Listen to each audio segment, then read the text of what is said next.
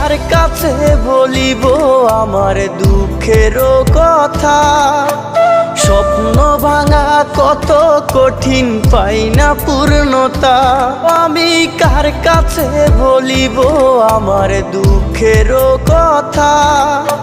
স্বপ্ন ভাঙা কত কঠিন, পাই না পূর্ণতা। আমার চোখের জলে ভাসে নদীরে,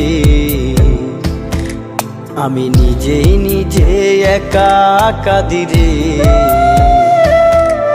আমি নিজেই নিজে একা হাসিরে। আমায় দেখলে সবাই পাগল বলে রে।